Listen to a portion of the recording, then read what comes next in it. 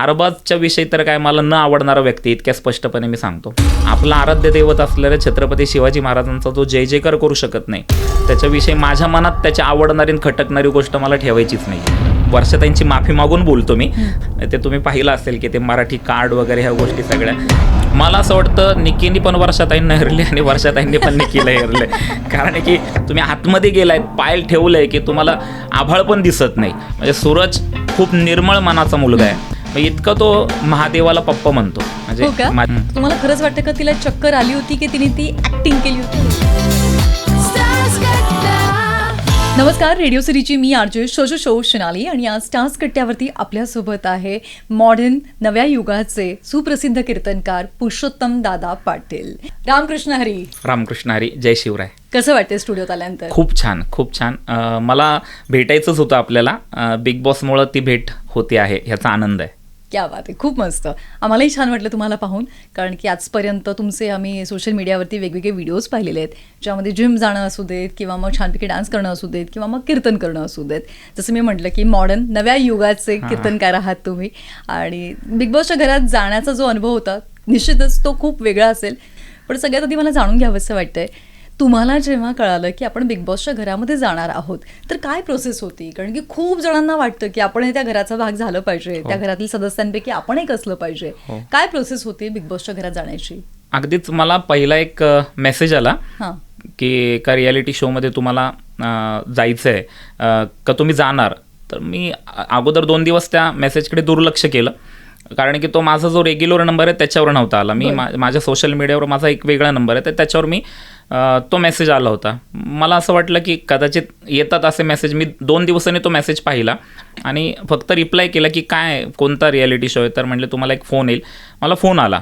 Phone आल्यानंतर त्यांनी असं मला बऱ्याच गोष्टी विचारल्या. आम्ही तुमचे व्हिडिओज पाहिले वगैरे वगैरे, ह्या सगळ्या गोष्टी विचारल्या. आणि त्यानंतर म्हणजे आम्हाला तुम्हाला एक रियालिटी शोमध्ये सहभागी करून घ्यायचे, तर तुम्ही होणार का? मी म्हटलं काय रियालिटी शोचं नाव काय? ते म्हटले बिग बॉस मराठी सीझन 5 मध्ये. मला अनपेक्षित धक्का होता, कारण की मला माहिती आहे की ते जे व्यासपीठ आहे किंवा तो जो प्लॅटफॉर्म आहे तो खूप मोठा आहे. मी लगेच होकार दिला. मी फारसा विचार केला नाही. तो आपसूक होकार माझ्या तोंडातून गेला आणि मग पुढे अनेक गोष्टी घडल्या. मग मीटिंग झाल्या, अनेक प्रश्न त्यांनी मला विचारले. मला त्यांनी बऱ्याच गोष्टींनी निरखून पाहिलं. जसं काय प्रश्न होते ते मलाही अनपेक्षित प्रश्न होते की तुम्हाला पटकन राग येतो का, किंवा राग आल्यानंतर तुम्ही काय करता वगैरे, अशा अनेक प्रश्न गमतीशीर होत्या. त्याच्या 3-4 मीटिंग्स होत्या, त्या गमतीशीर होत्या. अगदी खूप छान. म्हणजे बेसिकली तुमच्या पर्सनॅलिटीला ते चांगलंच पारखून घेत होते.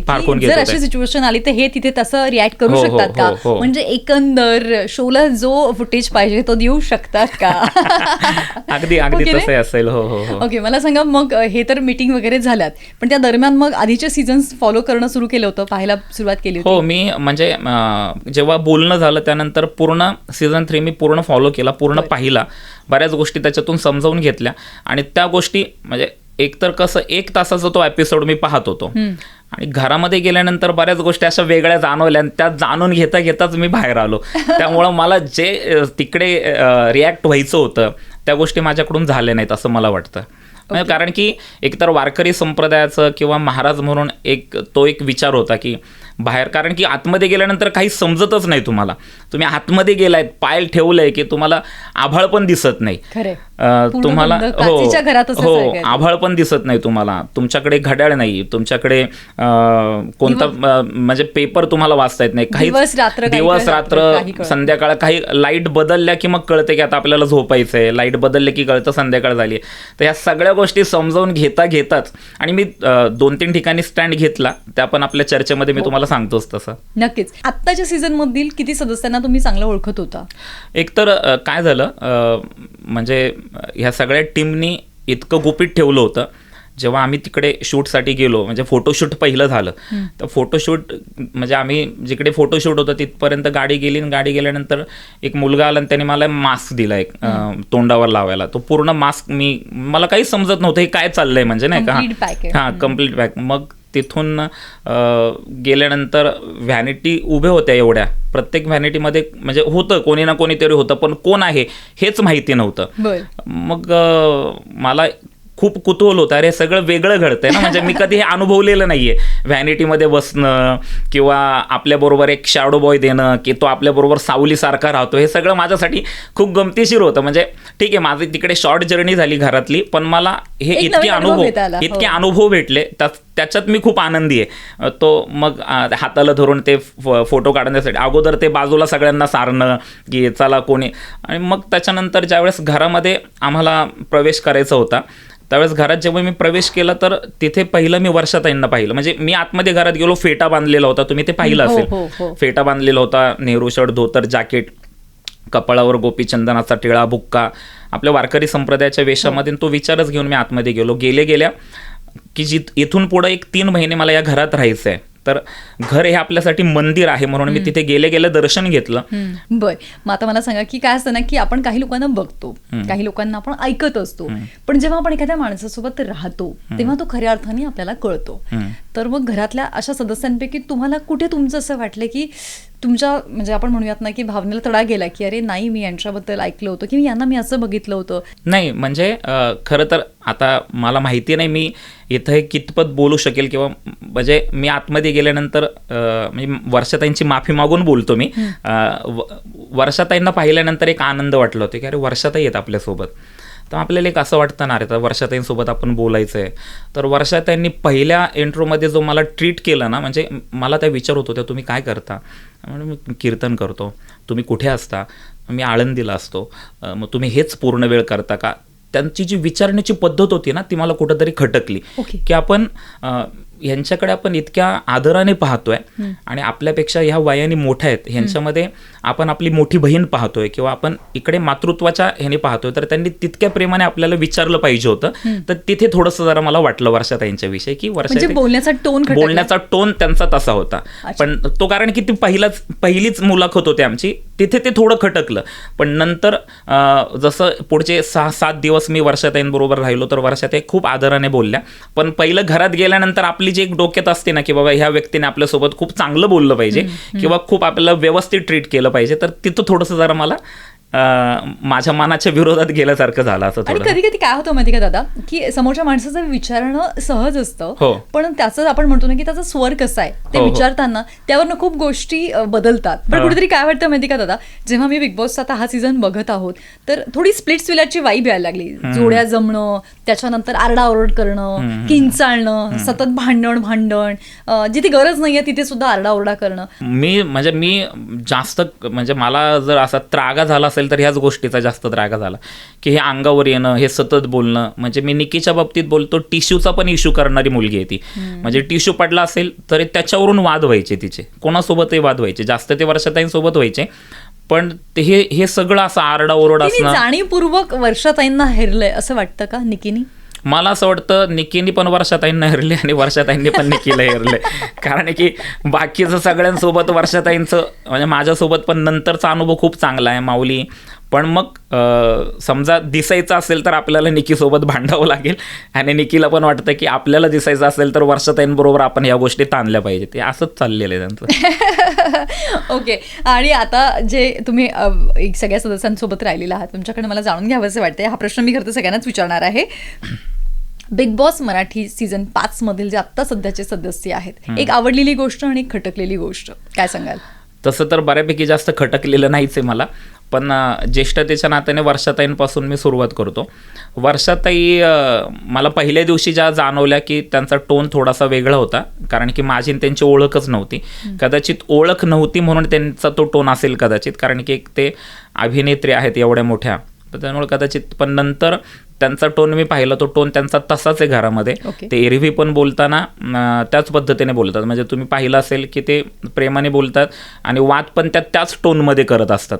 त्यामुळं ते एक गोष्ट मला खटकली. पण इतरांच्या विषयी जसं की ताईंनी, मी ज्यावेळेस आरबाजच्या माझ्या नॉमिनेशन टास्कमध्ये ज्यावेळेस मी आरबाजला क्रॉस करत होतो त्यावेळेस त्या सगळ्या बाकीच्या सदस्यांमध्ये मला वर्षाताईच साथ देत होत्या, वर्षाताई बोलत होत्या. नंतर रितेश भाऊंनी पण जेव्हा त्या टास्कच्या विषयी विचारत होते त्यावेळेस पण वर्षाताईंनी आपलं मत व्यक्त केलं. त्याच्यामुळे वर्षाताईंचा तो स्वभाव मला फार आवडला. पहिला टोन आवडला नाही, पण नंतर त्याच्या आदराने आणि प्रेमाने बोलत होत्या ती गोष्ट मला खूप आवडली. त्याच्यानंतर सूरजच्या विषयी जर बोलायचं झालं तर अख्खा महाराष्ट्र सूरजवर आता प्रेम करतोय. म्हणजे सूरज खूप निर्मळ मनाचा मुलगा आहे. खूप म्हणजे मी त्याला अनुभवलंय. खूप असा मराठी म्हणजे मातीशी नाळ असलेला मुलगा आहे तो. खूप भावूक आहे. त्याच्या मनामध्ये कपटच नाही आहे अजिबात कोणाच्या विषयी. ते जे थोडंफार तो चिडलेला वगैरे आता दिसायला लागलाय तर तेवढ्या पुरता असतो, पण खूप निर्मळ मनाचा माणूस आहे. मला असं वाटतं की आत्ता आम्ही सगळे जे काही सदस्य आहोत ते आम्ही एका आयुष्याच्या एका टप्प्यावर आलेलो आहोत, पण ह्याची सुरुवात आहे आणि ह्याच्यात महाराष्ट्राने पण त्याला खूप सहानुभूती दिलेली आहे. मग इतका तो महादेवाला पप्पा म्हणतो. म्हणजे त्याचे आई वडील नाही आहेत तर तो महादेव माझे पप्पा आहेत आणि त्याची कुळदेवी आहे मरीमाता. तर मरीमाता माझी आई आहे. इतका निर्मळ आहे. म्हणजे त्याच्याविषयी तुम्ही जर मला 1 तासभर बोलायला लावलं तरी मी बोलेल. इतका गोड मुलगा आहे तो. सगळ्यांचं मन राखतो. तुम्ही पाहाल घरामधली जी ड्युटी आहे खूप प्रामाणिकपणे करतो आणि खूप समर्पित भावाने करतो. म्हणजे माझ्या बाबतीत माझ्याकडे एक ड्युटी होती की जी ड्युटी करताना मला थोडंसं मनामध्ये अरे आपण कसं हे करायचं काम. म्हणजे ते ॲक्च्युली भांडे घासण्याची ड्युटी होती आणि थोडंसं ते अन्नपदार्थांवरनं बाबा की बाबा. तर मला त्यांनी सांगितलं दादा तुम्ही हे करू नका, माऊली तुम्ही हे करू नका, हे मी करतो. म्हणून मग त्या 2 ड्युटी त्याच्याकडे आल्या. दुपारची पण तो भांडी घासायचा, संध्याकाळची. आणि मग घर साफ करण्याची ड्युटी ती माझ्याकडे आली. आता ती ड्युटी त्याच्याकडे परत गेलेली घर साफ करण्याची. तर इतका तो प्रत्येकाची काळजी घेणार आहे. अगदी म्हणजे ज्यावेळेस विकेंडचं आम्हाला शूट करायचं होतं तर आम्हाला सांगितलं, सूचना दिली की तुम्ही सगळे व्यवस्थित व्हा. तर आता मला माझ्या डोक्यावरची केस काढायची होती तर माझा हात पाठीमागे पोहोचत नव्हता. तर तो आला, त्यांनी माझे पाठीमागे ते ट्रिमर फिरवलं. म्हणजे इतका गोड मुलगा आहे तो. त्यांनी माझं काम केलं म्हणून नाही, पण खूप प्रामाणिक, खूप निर्मळ आणि खूप गोड मनाचा माणूस आहे. कपट नाही वाटत, अजिबात कपट नाहीये तो. मला त्याला कोणी भरवायचा प्रयत्न केला ना तरी त्याच्यात ते यशस्वी नाही होणार. आणि म्हणजे तो इतका म्हणतो दादा मला तर तुम्ही मुलगी पाहाल ना लग्नासाठी. म्हणलं पाहतो. बघा ना तिला, मला आई नाही तर तिला सासूचा जाच होणार नाही आणि वडील नाही तर सासऱ्याचा जाच होणार नाही. तिने मला सांभाळावं, माझं YouTube पाहावं आणि Instagram पाहावं. इतका गोड आहे, इतका गोड आहे. तो खूप मस्त मुलगा आहे. घनश्यामचं म्हणाल तर घनश्याम मला माहिती नव्हतं आतमध्ये असताना तो, कारण की मला फक्त मी जिथे असायचो तीच बाजू मला माहिती असायची, पण पुढची बाजू मला माहिती नव्हती. पण तो एक निरीक्षक आहेत खूप चांगला. राजकारण त्याला खूप आवडीचा विषय आहे. तर राजकीय निरीक्षण करणार तो मुलगा आहे. ते राजकारण तो त्याच्या वागण्यामध्ये आणतोय. तर त्याने ते थोडंसं जरा आपली माणसं काय असतात, आपल्या माणसांसोबत कसं वागावं हे थोडंसं त्यांनी जाणून घेतलं पाहिजे. बाकी अंकिताताई असेल तर ती खूप छान मुलगी आहे. एकदम मराठीचा अभिमान असलेली मुलगी आहे. ते तुम्ही पाहिलं असेल की ते मराठी कार्ड वगैरे ह्या गोष्टी सगळ्या, तर ते खूप तिला मराठीचा अभिमान आहे. खूप भावूक मुलगी आहे. पहा म्हणजे नियती कशी असते. पहिल्या वीकमध्ये जिच्या डोळ्यातून अश्रू आले तिलाच दुसऱ्या वीकमध्ये त्या घराचा कॅप्टन होण्याचा बहुमान मिळाला. तर इतकी ती प्लेन आहे एकदम. खूप छान मुलगी आहे एकदम. जान्हवीनी पण निकीचं जास्त ऐकू नये, तिच्यामध्ये आहेत आणि ती होतीये प्रेझेंट. आता निकीला वाटतं की आपण एक शो करून आलोय तर कदाचित आपण ह्या शोचे विनर पण होऊ, पण तो तिला अहंकार आहे आणि ती भ्रमात आहे. अशा आहेत गोष्टी. अरबाज बाकी आहे. अरबाजच्या विषयी तर काय मला न आवडणारा व्यक्ती इतक्या स्पष्टपणे मी सांगतो, कारण की त्यांनी समजूनच घेतलं नाही. नॉमिनेशन टास्कमध्ये त्यांनी मुद्दा म्हणून मला नॉमिनेट केलेलं आहे. आणि दुसरी गोष्ट मला खटकणारी गोष्ट आहे, आपला आराध्य दैवत असलेल्या छत्रपती शिवाजी महाराजांचा जो जय जयकार करू शकत नाही त्याच्याविषयी माझ्या मनात त्याची आवडणारी खटकणारी गोष्ट मला ठेवायचीच नाहीये. ओके. मला अजून एक शेवटचा प्रश्न विचारायचा वाटतोय की आत्ता आपण जेव्हा काल भाऊंचा धक्का पाहिला या शनिवारी आणि रविवारी, तर त्यामध्ये जान्हवीला जेव्हा त्यांनी सांगितलं की तू असं म्हणाली होती की माझं फुटेज जे आहे ते आपलं फुटेज मिळत नाही आणि निक्की फुटेज घेते, आणि त्यानंतर तिला चक्कर आली होती. तुम्हाला खरंच वाटतं का तिला चक्कर आली होती की तिने ती ऍक्टिंग केली होती?